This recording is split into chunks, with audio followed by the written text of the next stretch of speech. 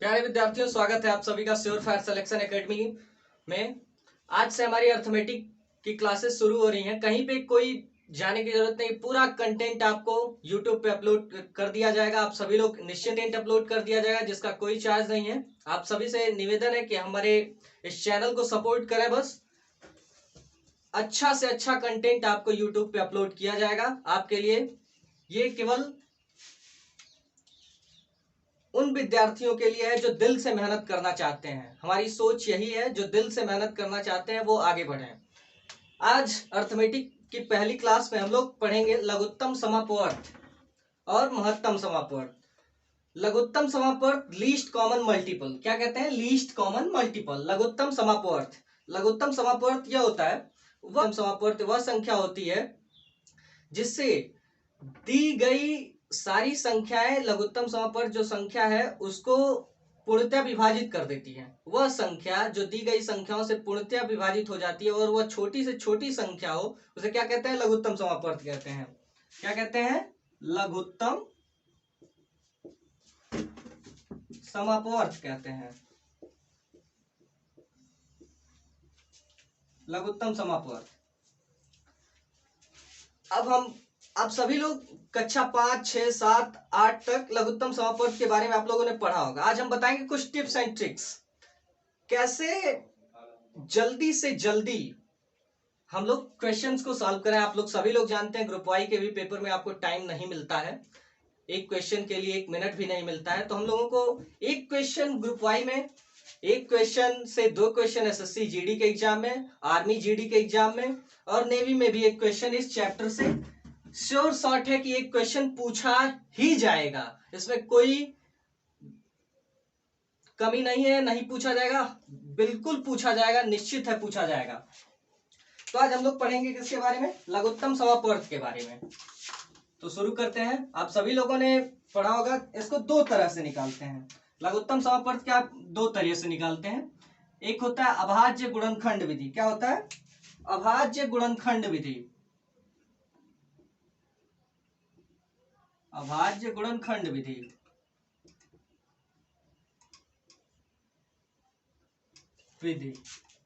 अभाज्य गुणनखंड विधि। और दूसरा होता है भाग विधि, उसको हम आगे बताएंगे।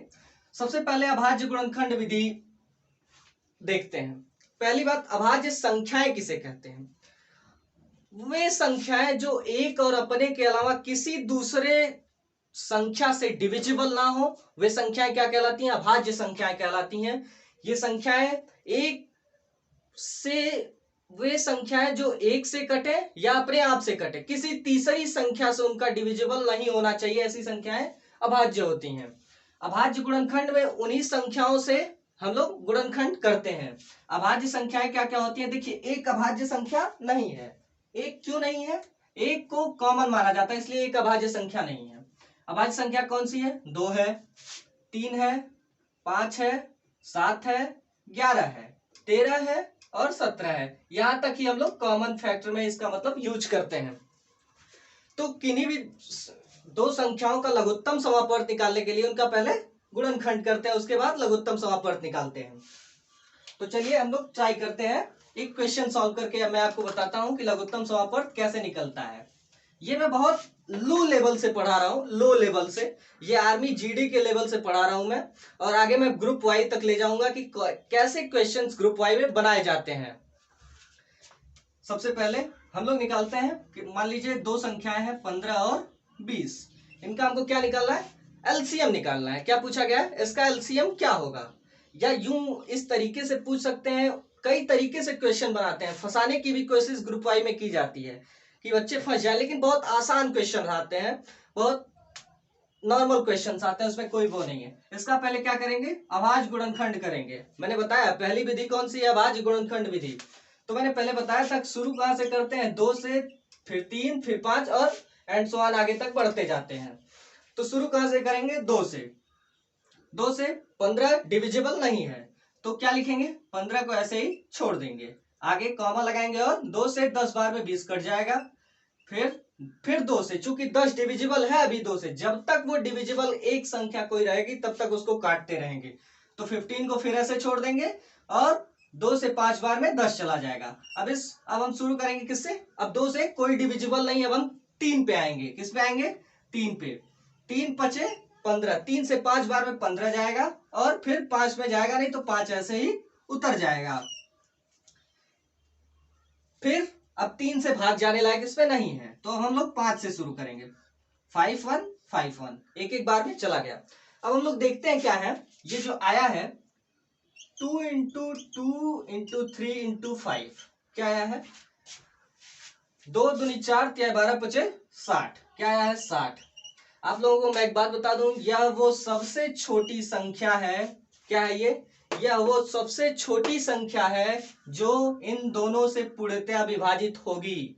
इससे छोटी कोई भी संख्या इन दोनों से पूर्ण विभाजित नहीं होगी। इसी को क्या कहते हैं? लघुत्तम समापवर्त कहते हैं। क्या कहते हैं? लघुत्तम समापवर्त कहते हैं।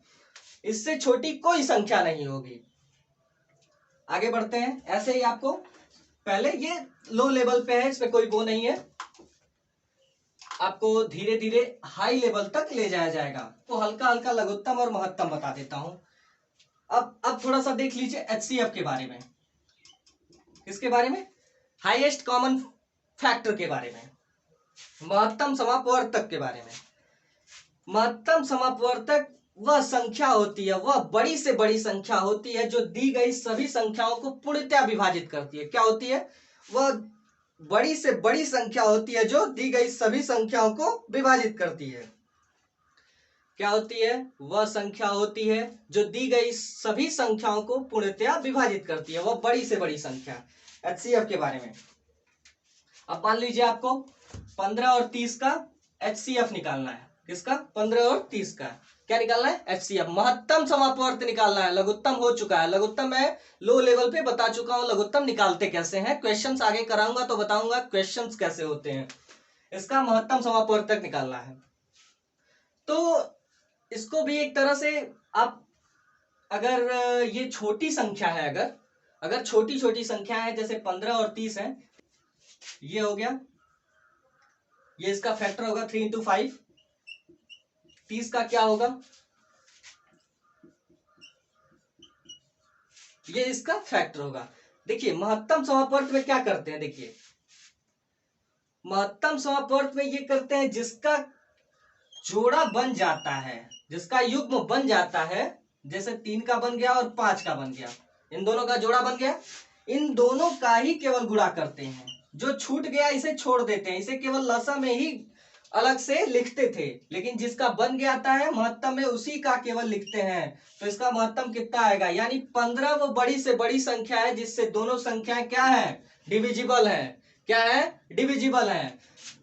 15 ही वो संख्या है जिससे दोनों संख्याएं डिविजिबल है, वो सबसे बड़ी संख्या है। विद्यार्थियों, आप लोग क्वेश्चंस को सॉल्व करने के लिए ज्यादातर अभाज्य गुणनखंड विधि या गुणनखंड विधि का ही प्रयोग करेंगे।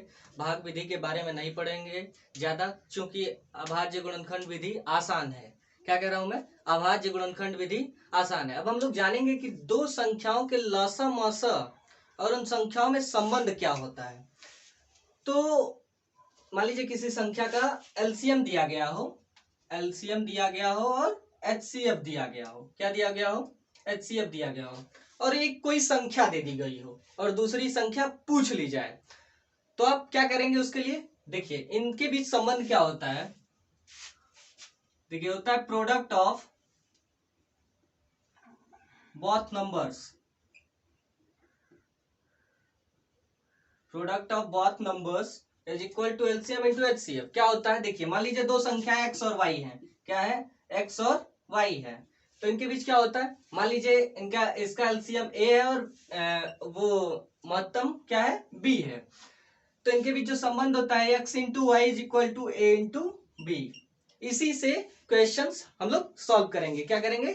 इसी से हम लोग क्वेश्चन सॉल्व करेंगे। तो चलिए क्वेश्चन देखते हैं कुछ। तो अपने पास एक क्वेश्चन है, नीचे वो क्वेश्चन चल रहा होगा, आप लोग देखेंगे। उसका क्या है? एलसीएम दिया गया कितना है? एलसीएम 2400 है और एचसीएफ क्या है?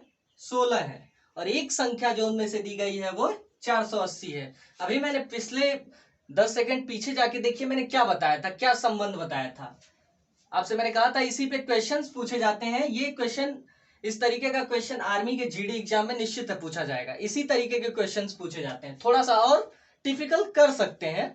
ये लो लेवल का क्वेश्चन है, आपको इसके बारे में संबंध पता होने चाहिए। तो इसका जो संबंध होता है first number into second number और एलसीएम इंटू एचसीएफ। क्या होता है? LCM into HCF. तो फर्स्ट नंबर क्या दिया है? 480 इंटू सेकेंड को ऐसे ही रहने देंगे सेकेंड नंबर, और एलसीएम कितना दिया है? 2400 और यानी 2400, और एचसीएफ 16 दिया है। क्या दिया है? 16 दिया है। अब हम इसको क्या करेंगे? सॉल्व करेंगे आगे जाके। इधर सॉल्व करता हूं मैं। देखिए ये 480 नीचे चला जाएगा, 2400 इंटू 16 अपॉन 480। ठीक है, ये देखिए कितना आ जाएगा? 80 आ जाएगा। दूसरी संख्या कितनी आ जाएगी? 80 आ जाएगी। आप लोग सॉल्व करते रहिएगा, मैं ऐसे ही लिख दिया हूं। 80 आ जाएगी। कितनी आएगी? दो संख्या 80 आएगी। अब इस तो बच्चों क्वेश्चन ये है कि वह बड़ी से बड़ी संख्या बताइए जब उस संख्या से इन संख्याओं में भाग दिया जाता है, तो इससे इसमें भाग दिया जाता है तो 6 से इस बचता है, इसमें भाग दिया जाता है तो 4 से इस बचता है। जब मैंने बताया कि जब बड़ी से बड़ी संख्या पूछा गया है तो इसका मतलब यही होता है कि वो महत्तम आपसे पूछ रहा है। क्या पूछ रहा है? एचसीएफ पूछ रहा है, हाईएस्ट कॉमन फैक्टर पूछ रहा है। ये मैंने कहा था सवाल को फंसाया जाता है। किस तरीके से फंसाया जाता है देख लीजिए आप लोग। इसमें कहा 6 शेष बचेगा और 4 शेष बचेगा, तो इसको सॉल्व करने का एकमात्र तरीका आप इसमें से 6 इसमें से हटा लें और 4 इसमें से घटा लें। उसके बाद इसका एचसीएफ निकालेंगे, आंसर 100% आएगा। तो एचसीएफ निकालने के लिए 2400 में से 6 घटाया जाएगा तो कितना आएगा? 2394। क्या आएगा? 2394 आएगा। इसमें से 4 घटाया जाएगा तो कितना आएगा? 1806 आएगा। अब आप लोग देखिए, मैं हल फैक्टर कर रहा हूं इसका, आप लोग देखिए। पॉज कीजिए। तो मैंने फैक्टर इसका देखिए आप लोग कर लिया है, इस तरीके से फैक्टर इसका हो जाएगा। तो फैक्टर करने के बाद देखिए आया क्या है? 2 3 6 तरीक 18 सते कितना होता है? 18। ओहो, आप लोग गुणा कर लीजिएगा, मैं मिस कर दे रहा हूं। देखिए मैंने फैक्टर कर लिया है विद्यार्थियों, ऐसे ही फैक्टर करते हैं। फैक्टराइजेशन करने के बाद जो भी आया यहाँ, इसमें इसका यहाँ नीचे है, इसका यहाँ है। ठीक है, तो अब हम इसमें क्या खोजेंगे? पेयर खोजेंगे। क्या खोजेंगे? पेयर खोजेंगे कि पेयर किसका किसका बन रहा है, किसका किसका युग्म बन रहा है। तो देखिए 2 का बन रहा है, 3 का बन रहा है और 7 का बन रहा है। हम एचसीएफ निकाल रहे हैं इसलिए केवल पेयर्स को ही लेते हैं। किसको लेते हैं? पेयर्स को लेते हैं। तो आगे क्या होगा? देखिए 1 2, एक बार 2, एक बार 3 और एक बार 7। तो कितना आंसर आएगा? देखिए 42 आएगा। 42 ही वह बड़ी से बड़ी संख्या है। 42 ही वह बड़ी से बड़ी संख्या है जिसको 2400 और 1810 में जिससे भाग देने में इसमें 6 बच जाएगा, इसमें 4 बच जाएगा। देखिए मैं बहुत लंबा क्वेश्चन को लगाया हूं, आप लोगों को ज्यादा टाइम नहीं लगेगा लगाने में। अगर आप समझ लेंगे तो बिल्कुल भी टाइम नहीं लगेगा, ये मेरा वादा है आपसे। इसी तरह से मैं क्वेश्चन प्रैक्टिस करा दूंगा कि टाइम नहीं लगेगा। अगला क्वेश्चन है, देखिए क्वेश्चन ये दिया गया, वह न्यूनतम से न्यूनतम संख्या बताइए जिसमें इन सबों से भाग देने पर हर हाल में कितना? 1 शेष बचे। कितना बचे? 1 शेष बचे। तो न्यूनतम से न्यूनतम संख्या जब पूछी जाए तो लघुत्तम, और महत्तम बड़ी से बड़ी पूछी जाए तो महत्तम। तो लघुत्तम इन सबों का निकालने के लिए मैं डायरेक्ट अभाज्य गुणनखंड विधि लगा दे रहा हूं। आप लोग देखिए 2 9 18, 2 12 24, 2 15 30, 2 21 में 42। ठीक, फिर 2 आगे देखिए, फिर 2 से 9, 3 बार 15 और 21। क्या आएगा? फिर अब देखिए अब 2 से जाने के कैपेबल नहीं है तो अब 3 ले लेंगे। 3 9 1 5 7। ठीक, तो आगे जब करेंगे तो एक बार 3 आएगा, एक बार 5 आएगा और एक 7 आएगा। तो देखिए क्या क्या बना क्या क्या वो देखिए। मैं इधर नोट करता हूं, यहाँ ऊपर लिख देता हूं थोड़ा सा। बना क्या क्या, इसको मिटा दे रहा हूं मैं। देखिए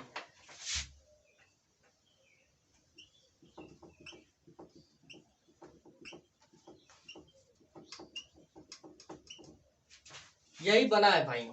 क्या बना है? यही बना है।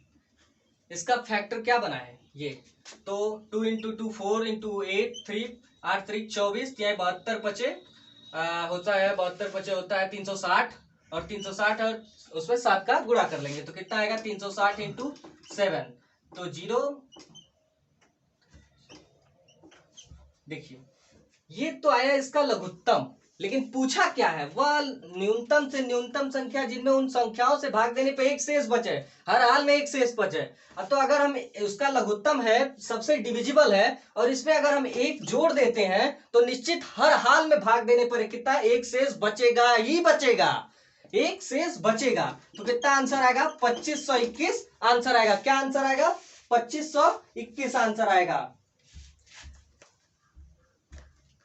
2521 आंसर आएगा।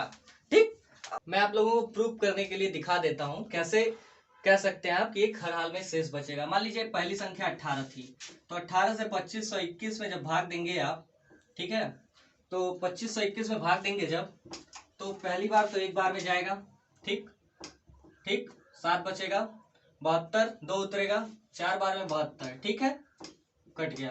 क्या क्या आ गया, एक बचा कि नहीं बचा, बचा कि नहीं बचा, यहां तो 0 आ जाएगा, लेकिन एक बचा कि नहीं बचा, बचा ना। इसी तरह से अगली संख्या 24 ले लेते हैं, वो भी देख लेते हैं।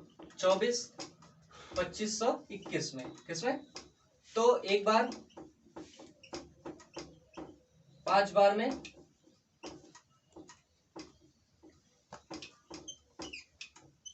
एक बचा, क्या बचा, एक बचा है। ऐसे ही आप लोग आगे देख लीजिएगा, सॉल्व कर लीजिएगा, यानी 2 का अगर आ गया है तो आंसर 100% सही है। कमेंट में आप लोग बता दीजिएगा सही है या नहीं है। अगला क्वेश्चन देखते हैं गाइस। अगला क्वेश्चन है, इस क्वेश्चन में हमसे बोला गया है कि वह छोटी से छोटी संख्या बताइए जिससे 7 घटाने पर इन सभी ये सभी संख्या उसको पूर्ण विभाजित कर दें, ठीक है। तो इन सबों का भी जब छोटी से छोटी पूछा तो आपको लाजमी सी बात है एलसीएम पूछा ही जाएगा। तो एलसीएम इसका निकालेंगे हम लोग, क्या निकालेंगे, एलसीएम निकालेंगे। 2 12 8 9 21 में जाएगा नहीं, 14 कितना है, ठीक, 2 3 बार में, 4 बार में, 9 21 में जाएगा नहीं, 14 है, 7 बार में गया, ठीक।